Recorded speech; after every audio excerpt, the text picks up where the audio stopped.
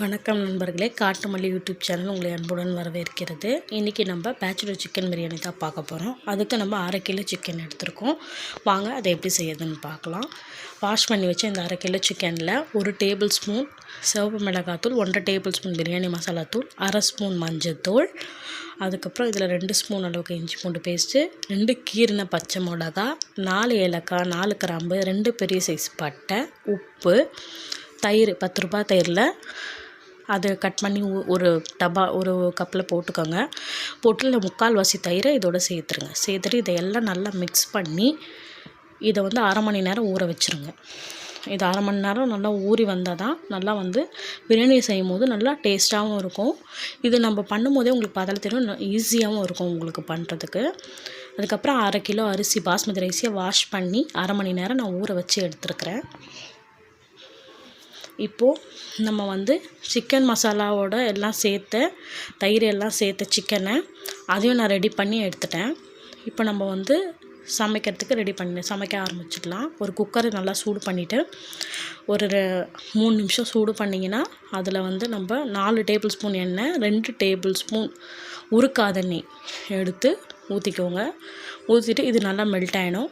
Melt ஆனதுக்கப்புறம் 2 பெரிய size வெங்காயம், மீடியம் சைஸ் வெங்காயத்தோட கொஞ்சம் பெருசாக இருக்கும், மீடியம் சைஸ் வெங்காயம் அதுவும் கரெக்டாக தான் இருக்கும். அதுவும் போட்டுட்டு கட் பண்ணி மெலிசாக நீல வாக்கில் கட் பண்ணி போடுங்க. அப்போ தான் பிரியாணிக்கு நல்லாயிருக்கும். இது நல்லா வதங்கி வரணும். கொஞ்சம் உப்பு சேர்த்து நல்லா வதக்கிட்டு குக்கர் மூடியை திருப்பி போட்டு கொஞ்சம் நேரம் மீடியம் தீயில் வேக விடுங்க. அதுக்கப்புறம் நல்லா கிளறி விட்டிங்கன்னா நல்லா இந்த மாதிரி எண்ணெய் கொதிக்கிற மாதிரி கொஞ்சம் நல்லா குக் ஆகிடும். அதுக்கப்புறம் 2 மீடியம் சைஸ் தக்காளியில் 1/2 ஸ்பூன் சோம்பு சேர்த்து நல்லா வேக விடுங்க. இது எந்த அளவுக்கு நீங்கள் வேக விடுறீங்களோ அந்த அளவுக்கு உங்களுக்கு நல்ல பிரியாணி டேஸ்ட் நல்லாயிருக்கும்.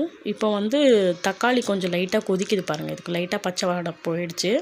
இப்போ நம்ம மிக்ஸ் பண்ணி வச்ச இந்த சிக்கன் மசாலாவெல்லாம் மிக்ஸ் பண்ணி வச்சுருக்கோம்ல, இதோட சேர்த்துட்டு இதை நல்லா ஒரு 5 மினிட்ஸ் கிளறிட்டு குக்கர் மூடி போட்டு மூடிடுங்க. அதுக்கப்புறம் கொஞ்சமாக புதினா இலை சும்மா ஒரு 2 டேபிள் ஸ்பூன் அளவுக்கு எடுத்துக்கோங்களேன். எடுத்துகிட்டு இதோட போட்டுட்டு நல்லா ஒரு வாட்டி மிக்ஸ் பண்ணிவிட்டு மூடி போட்டுருங்க.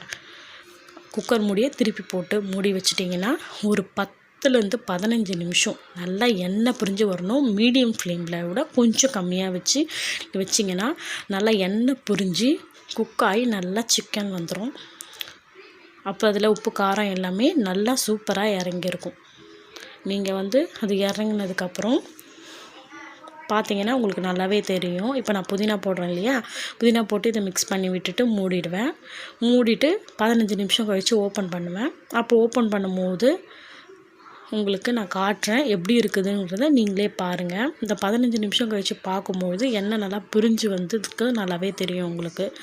இந்த மாதிரி நல்லா சூடாக இருக்கு இல்லையா, எண்ணெய்லாம் பிரிஞ்சு ஓரமாக நிற்கிறத பார்ப்பீங்க. அங்கங்கே வந்து கொதிச்சுக்கிட்டு எண்ணெய் தெரியுது. இப்போ வந்து நம்ம ஊற வச்ச பாஸ்மதி ரைஸை இதோட போட்டுட்டு தேவையான அளவுக்கு தண்ணி விட்டுக்கணும். இப்போ நான் மிக்ஸி கழுவின தண்ணி, தக்காளி அரைச்சி ஊற்றுனதில் ஒட்டிகிட்டு இருந்த அந்த மிக்ஸி கழுவின தண்ணி, மசாலாலாம் சிக்கனில் கலந்து வச்ச தண்ணி, அதில் கொஞ்சமாக தண்ணி விட்டு கலக்கியிருக்கேன். அதுக்கு 1க்கு 1.25 நான் ஊற்றுறேன். அப்போ தான் வந்து நம்ம அரிசி வந்து பொல பொலன்னு வரும். நீங்கள் அதெல்லாம் கழுவாமல் அப்படியே அரிசியெல்லாம் கொட்டிட்டு தக்காளி எல்லாம் கொட்டிட்டு அப்படியே மிக்ஸியை வச்சுருந்தீங்க, இந்த மசாலாவையும் வந்து ஒட்டியிருந்த மசாலாவையும் வாஷ் பண்ணாமல் அப்படியே வச்சுட்டிங்கன்னா நீங்கள் 1க்கு 1.5 ஊற்றுனீங்கன்னா சரியாக இருக்கும்.